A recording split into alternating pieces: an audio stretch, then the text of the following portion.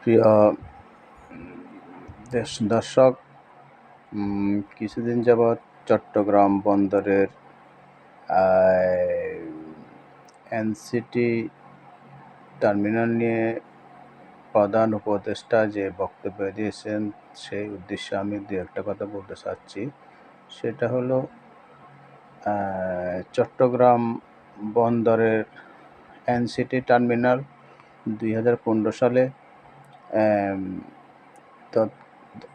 বন্দরের নিজস্ব অর্থায়নে ওটা সম্পূর্ণ করে চালু করা হয় এবং ওখান থেকে প্রতি বছর বন্দর কর্তৃপক্ষ কোটি কোটি টাকা আয় করতেছে এবং ওটা বন্দর কর্তৃপক্ষের নিজস্ব অর্থায়নে বিদেশ থেকে যন্ত্রপাতি এবং সব কিছু এনে এটাকে চালু করা হয়। তো এবং এই এনসিটি টার্মিনাল বিশ্বের বড় বড় যে কোম্পানিগুলো আছে সেই কোম্পানিগুলোর সাথে প্রতিযোগিতামূলকভাবে কাজ করে তারা বন্দরের যে সক্ষমতা এবং বন্দরের যে টার্গেট তারা সেভাবে ফুলফিল করে আসতেছে। এখন সরকার যেহেতু এটাকে দেওয়ার পায় তারা করতেছে, এই জন্য এটার পরিপ্রেক্ষিতে বিএনপি সহ বাম দলগুলো এবং আমাদের সেনাবাহিনীও এটার ব্যাপারে কথা বলেছেন এবং এটাকে বর্তমান অন্তর্বর্তী সরকারকে এ ব্যাপারে না দেওয়ার জন্য মোটামুটি তারা নিষেধ করেছেন।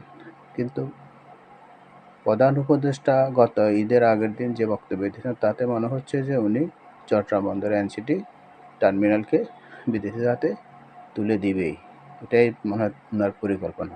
তো এই ব্যাপারে আমার বক্তব্য হলো যে এটা একটা পরিপূর্ণ এবং স্থাপিত একটা টার্মিনাল।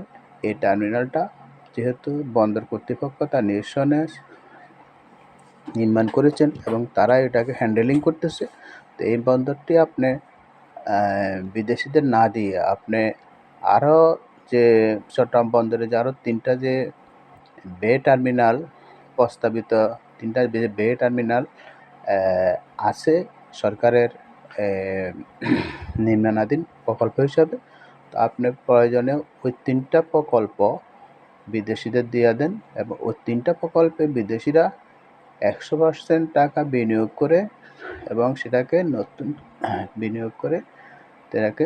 নতুন করে চালু করে তারপর তারা সেখানে তাদের প্রযুক্তিগত যা দরকার সেভাবে করে তারা সেটাকে নির্মাণ করে নতুন করে চালু করা হোক। সেটাই হলে জনগণ মেনে নেবে, না হলে মেনে নেবে না। এটাই হলো আমার বক্তব্যের ব্যাপারে।